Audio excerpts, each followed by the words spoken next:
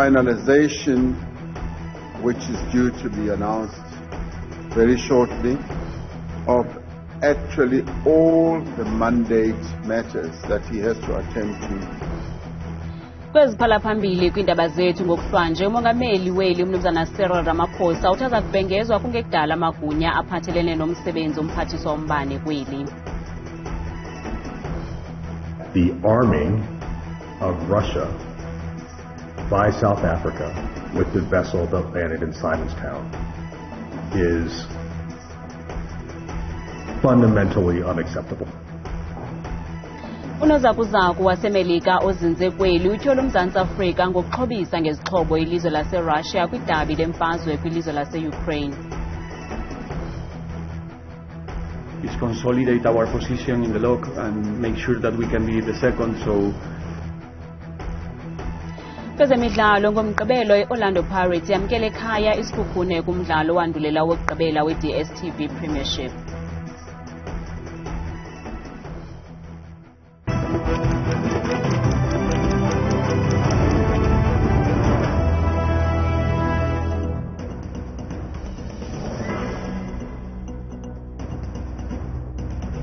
Kodani mzonsundu sibuyile kwakhona okanti ke andambi ndodwa niphele kwanguphumza sikhumba noyitoliki yolwimi lwezandla.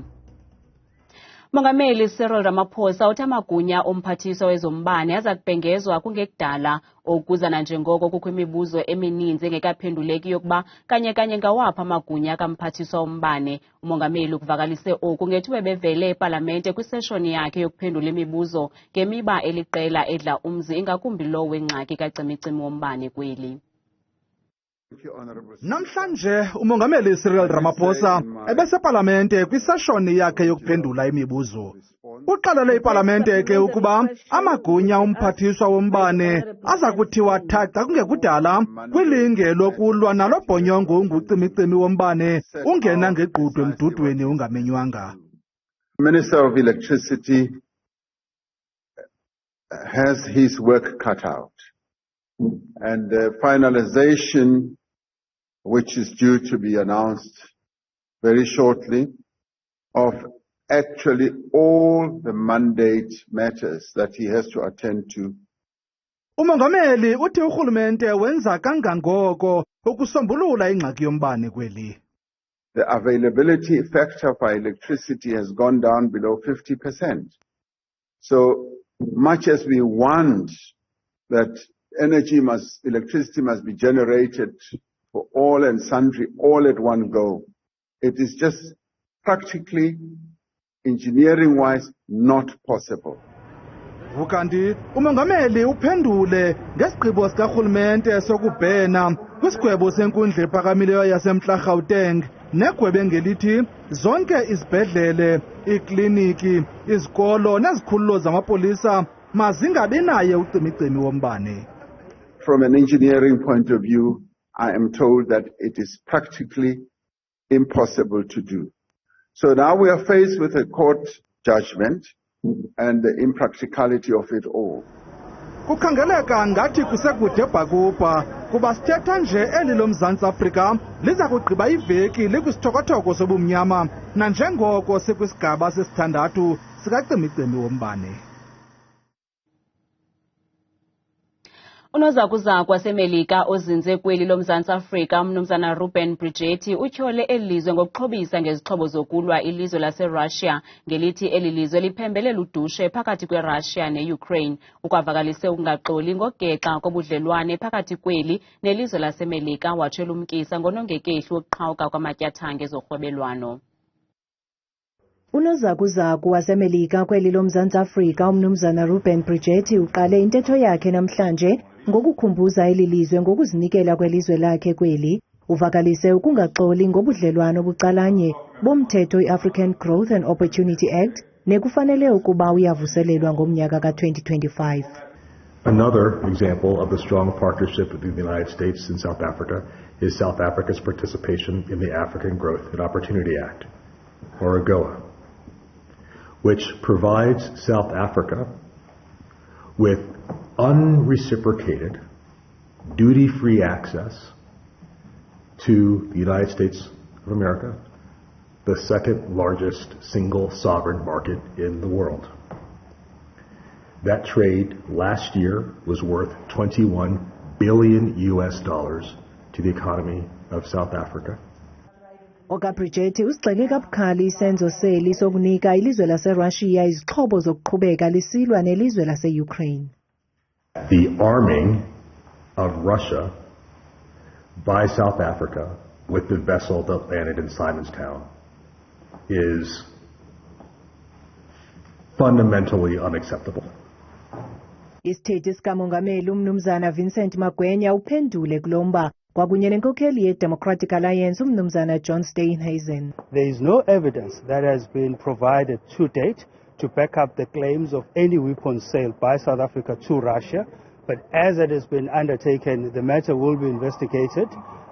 There will be an announcement in due course with regard to the nature and format of that investigation. Very, very worrying for South Africa. First of all, that we have had now a serious allegation made that arms were loaded on. I've been putting questions to both the President and the Minister of Defence for the last year and a half on whether we were supplying arms to Russia. They flat out denied it. It now appears that there's a different story, and I think this leaves the President in a very, very difficult space. Nakubeni kunjalo kubonakala ngathi uza kuqha ukujinga abantwana bedlala.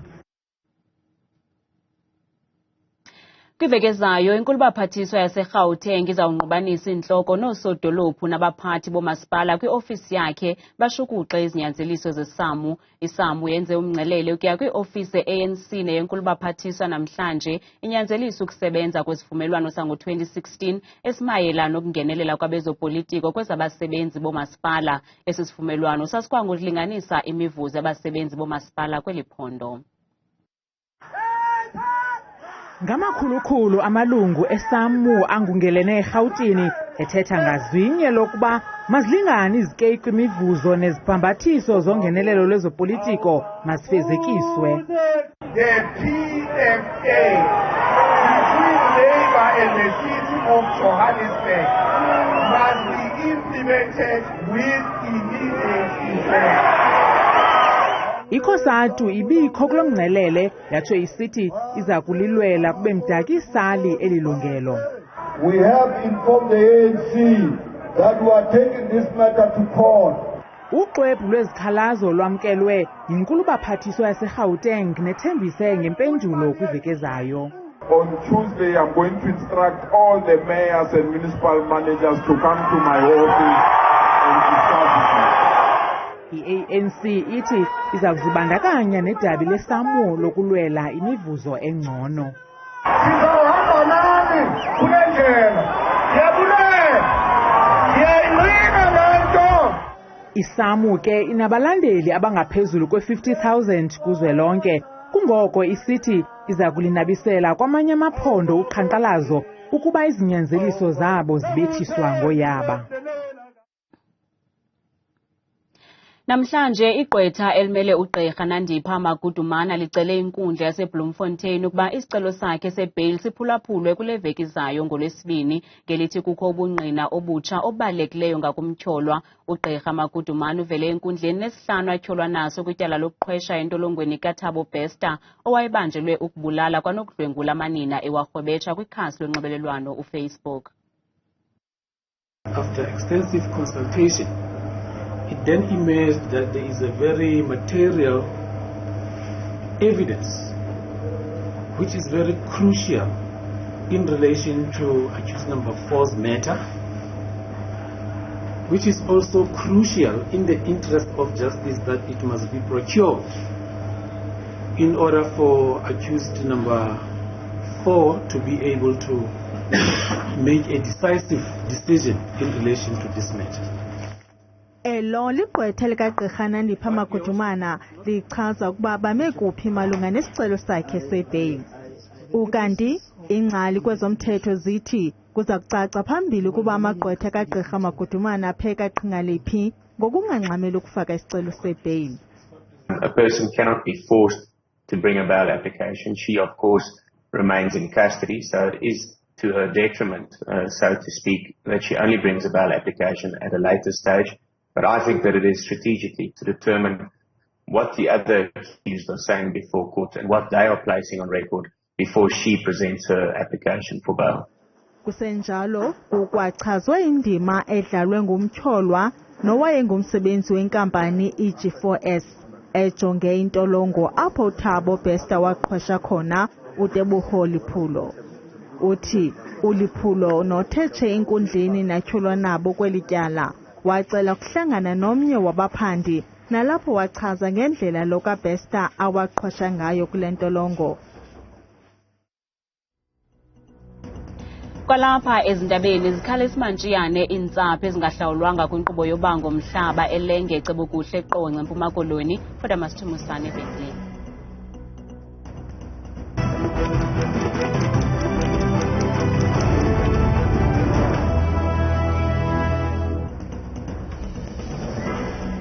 Sinbolise kwakhona kwinqaku lokuqala sithe umongameli Ramaphosa uthi amagunya omphathiswa wezombane azakubhengezwa kungekudala ukuzana njengoko kukho imibuzo emininzi engekaphenduleki yokuba kanye ngawaphi amagunya kamphathiswa wombane. Umongameli Ramaphosa uthethe oku ngethuba bephendula imibuzo epalamente ngalemva kwemini.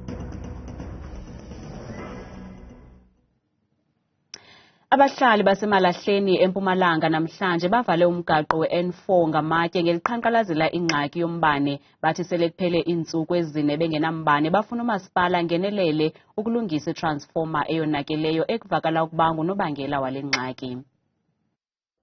Bayavutha ke ngumsindo abahlali emva kokuba usodolophu ethe kuza kuthatha ixesha kulungisa le meko. Wheatbank is growing due to the coal business. It's growing every day, but they don't upgrade the infrastructure. We are lacking water. There is no water supply at Wheatbank. We have a problem with transformer that asha constantly because they bawa overload. Abahlali bakwathi izikhalazo zabo aziselwa so kwaye bayanyevulelwa ngumasipala wase-Wheatbank. Umasipala into abafanele yenze it's simple. Kunama transformer i3 that are kuma-repairs. Abawalayisha beza nawo ngelo ubhedi. Bafike bashaya ibheli lana. Sizowavulela bangene. Simple. Nangona ummandla wasemalahleni ungqongwe yimigodi yamalahle nje kodwa unemingeni yombane. Make sicaphule izimvo zenu ngale ngxaki kacimicimi wombane kweli.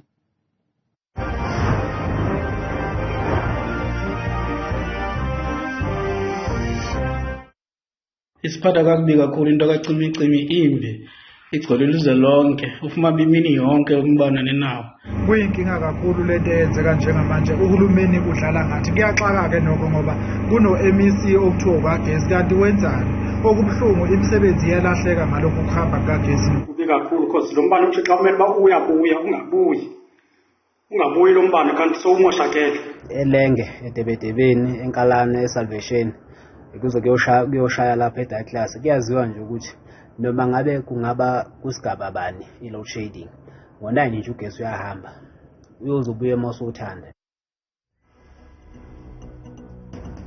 KuFacebook uLunga Mduna uthi thina eIvory Park asifakelwa itransformer oko kusukela ngoJanuary so asisayazi noba yintoni i-load shedding. Usmart Mguca uthi yomsasazi kunzima elusikisiki apho ndikhona ndivuka ekuseni ungekho ubuye ngo-7 AM uphinde uhambe ngo-9 AM ubuye ngo-1 PM uphinde uhambe ngo-5 PM ubuye ngo-9 PM kunzima msasazi sicela kubuyiswe udirate ingathi bekungcono ngexesha lakhe. Noseko Zibongwana uthi yo siphatheke kakubi kakhulu mna ndiphulukene nefridge ne-TV ngenxa yalo cimicimi.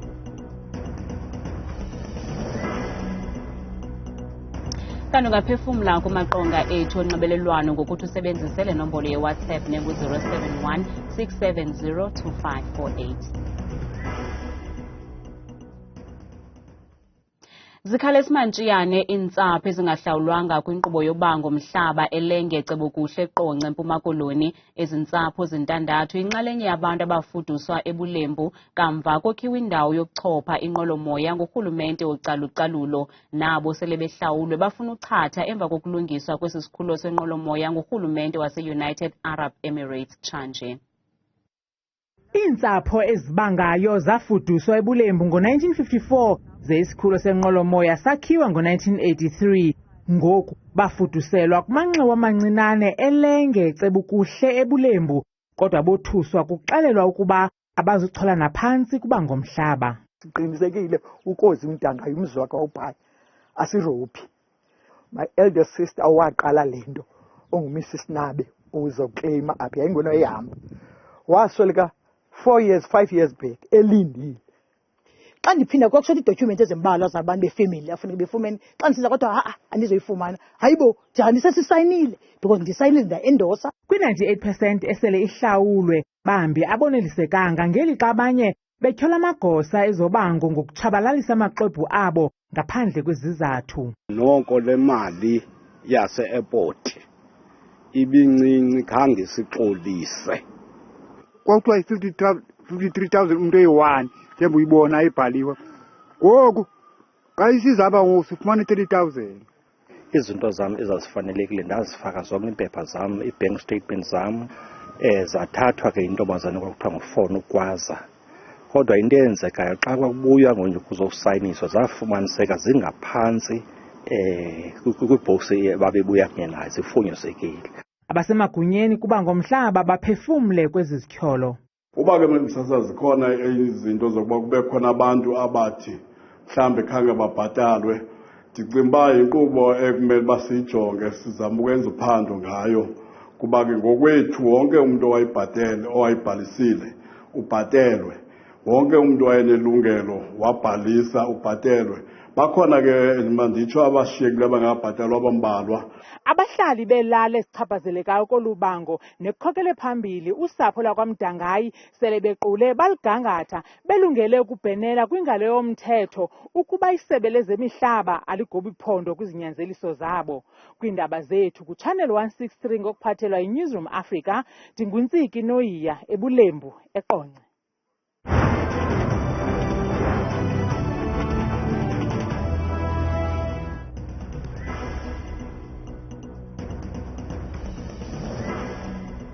Ake sityebisa amehlo kwimalike sibone ziqhuba njani namhlanje.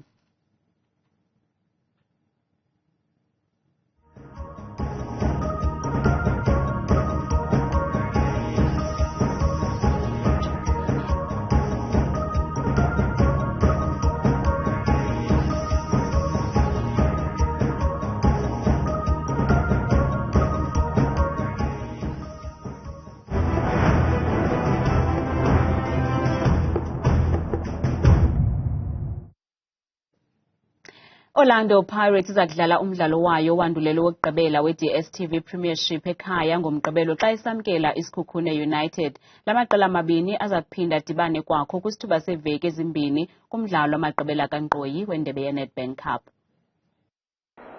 Iyaqukunjelwa ngomhla wama-22 kule nyanga isizini ye-DSTV Premiership ka-2022-2023. Amabhakaniya aqaleshe indawo yesibini khona ukuze azibekele indawo ku-CAF Champions League kwisizini ezayo kwaye amkela iSekhukhune United kumdlalo we-league eOrlando ngomgqibelo. The next objective for us is consolidate our position in the log and make sure that we can be the second. So I'm not thinking at all about the cup final. Kwisithuba seveki ezimbini lamaqela aza kuphinda adibane kumdlalo amagqibela kankqoyi weNdebe yeNedbank Cup. Kodwa abadlali bePirates bathi ngokwangoku bajonge lo mdlalo we-league. Ibalulekile for thina as a football club ukuthola 3 points this weekend will really mean a lot for thina as a football club.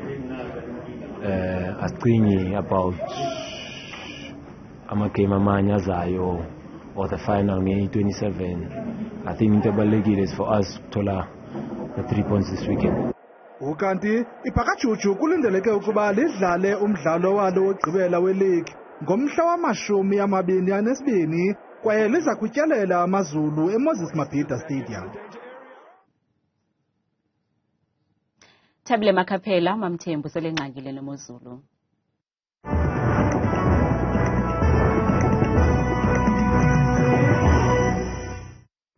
Nkosi kakhulu ke kuwe Qwathikazi apha ezindabeni. Ndiyabulisa kuwe Mzontsunda apha ekhaya, ndikwamkela kaloku apha edeskeni yemozulu. Gama lam ke ndikuthabile uMamthembu Qhudeni wakwaMakhaphela. Bethuna nantsi imozulu. sivule sijonge phaya eMonti eMpuma Koloni ngeshumi nje nesibhozo neentshizane zemvula phaya emini ngomso. Loo meko ke ibebufana naphaya eGqeberha neziphaluka ngeshumi nje elinesithandathu. Kwakhona kusanetha phaya emini ngomso. Ngahlabela mgama jonge phaya eFree State eBloemfontein ngama-23 kusibekele kakhulu phaya kusukela ekuseni naphaya ngorhatya kanti loo meko ibebufana kwakhona eSasolburg ngama-20 nawo ke mbukeli anesithathu emini ngomso.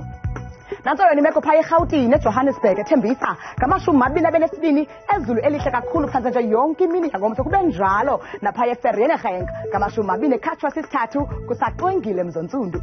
Kanti yona imeko phaya kwaZulu Natal eThekwini ngama-22 samathuntsana nje emvula phaya ngokuhlwa kwangomso sekube nje nakhona phaya eMgungundlovu ngo-22 degrees wamathontsi emvula ekuseni emini nangorhatya lwangomso. Yona ke imeko phaya eLimpopo koPhalaburwa ngama-31 ezulu lihle kakhulu phaya ekuseni ngomso. Zithi le meko ke mbukeli wam ifane nasePolokwane ngo-25 degrees.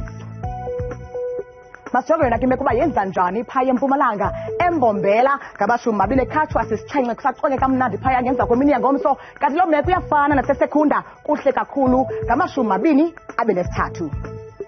Jonge imeko mbukeli wam phaya eNorthwest eMahikeng ngama-26 ngamafu njangephi phaya ekuseni ngomso. Kanti iyaqhuba le meko iyafana kakhulu phaya eRustenburg ngo-26 degrees onamafu kakhulu angephi phaya ekuseni. Kanti yona imeko phaya eNorthern Cape eKimberley ngama-25 kusasibekele kakhulu phaya ngorhatya lwangomso. Kanti xa sijonga kwakhona loo meko yaphaya eUppington ngama-21 nje kuphela kusasibekele mzontsundu. Kodwa yona imeko phaya eNtshona Koloni eKapa li-15 namathontsane entshizane ezemvula ngorhatya lwangomso. Kanti sayiqukumbela imozulu ngeGeorge ngo-13 degrees wentshizane zemvula. Lo ke nguqhudeni ungozi makhonze goduka mna ndikuthanda kangaka xesha lemjawuli.